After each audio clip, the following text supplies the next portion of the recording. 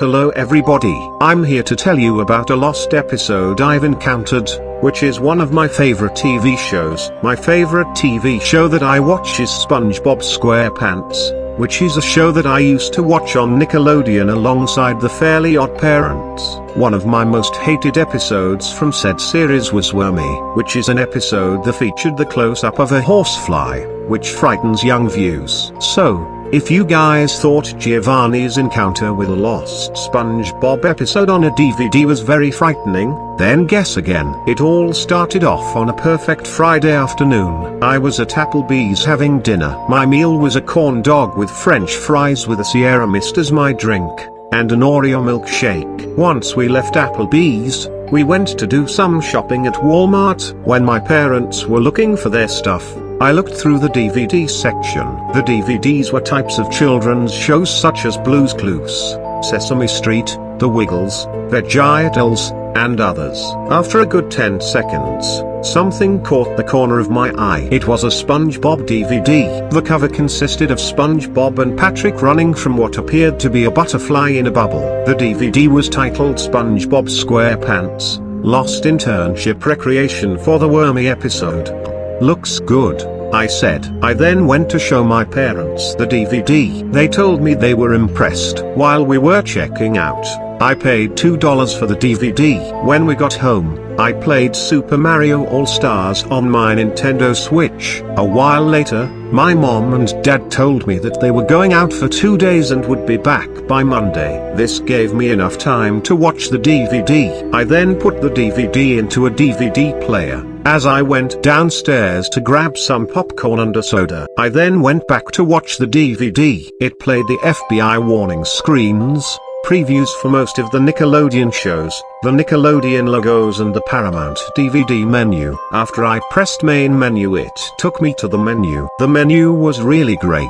It consisted of the cast of characters on a background of jellyfish fields. The music that was playing in the background was 12th Street Rag. On the left of the screen there were a few options: play Lost Internship Recreation, setup, bonus features, and meet the staff. I clicked on play so I could watch it. But before the episode began, there was a warning.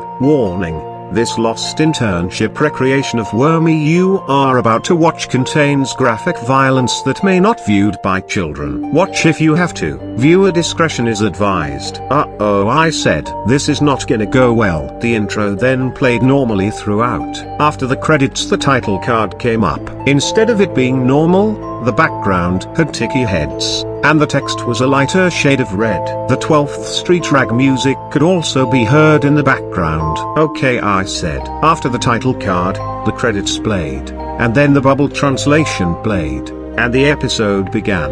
It started off with SpongeBob and Patrick taking care of Sandy's pets and Sandy going out for a day just like in the final episode. SpongeBob and Patrick then spotted a green caterpillar named Wormy and had fun with him throughout the day. Later at the end, SpongeBob gave Wormy a best friend ribbon and Wormy went back in his jar. SpongeBob and Patrick walked home, and promised to be back by tomorrow. At night, something way more different happened in this scene rather than being the butterfly transformation scene. Once we zoomed into Wormy's jar, his skin could be seen rotting off as small drops of blood could be seen dripping from his rotting skin while scary music began playing. After 10 seconds, Wormy's rotten skin burst open, revealing a monarch butterfly. Just then, the bubble translation played again as it showed Bikini Atoll that morning. It then showed SpongeBob's bedroom. For a moment, it was all quiet. Just then, SpongeBob hopped out of bed. "Here I come, Wormy," said SpongeBob,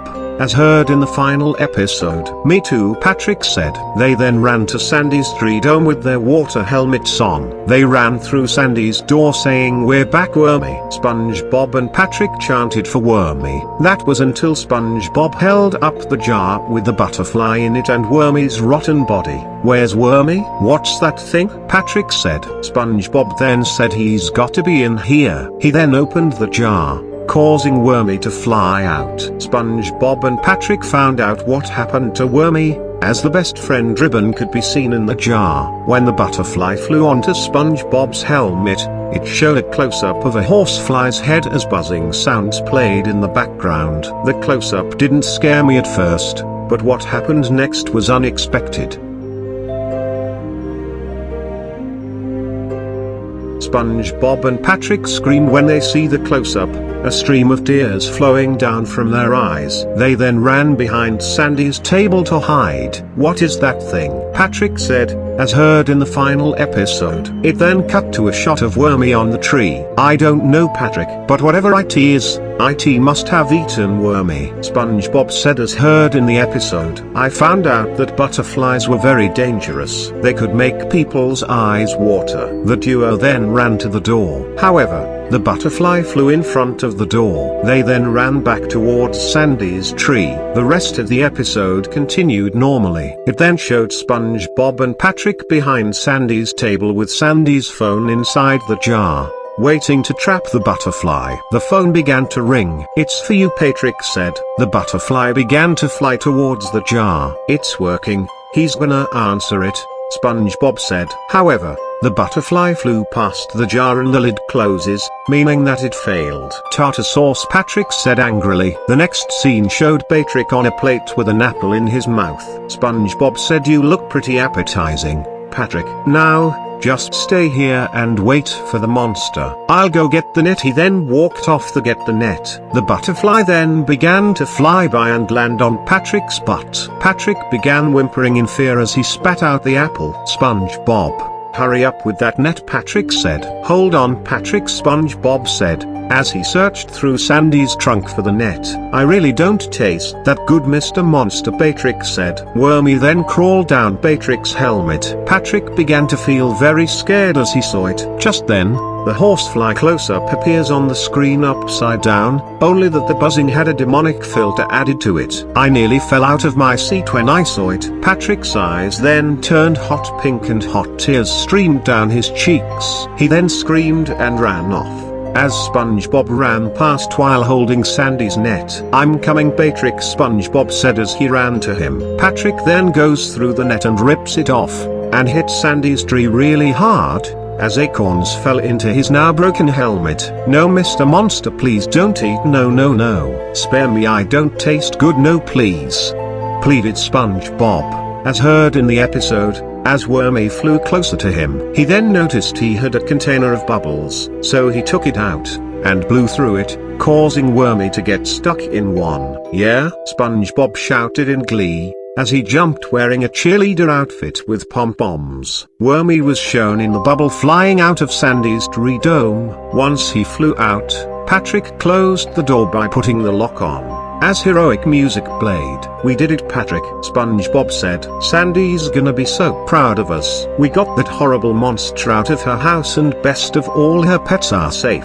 Cause that horrible creature is now." His sentence was cut off by Wormy flying towards the Krusty Krab, headed straight for the Krusty Krab. SpongeBob exclaimed. The duo then ran out of Sandy's tree dome and notices Wormy flying towards the Krusty Krab's front door. They then use a secret entrance by using a rock to go inside the Krusty Krab. They both gasped as Wormy was seen flying towards Squidward and Mr. Krabs, who were shown taking pictures. "Okay, hold still," Squidward said. "It's gonna eat Squidward and Mr. Krabs," Patrick said in horror. The duo then jumped at them. "Hit the deck, Mr. Krabs," SpongeBob yelled. Squidward said, "Say money." "Money," Mr. Krabs said. Right when Squidward took the picture, it flashed for a split second and it reveals SpongeBob and Patrick jumping on top of Mr. Krabs.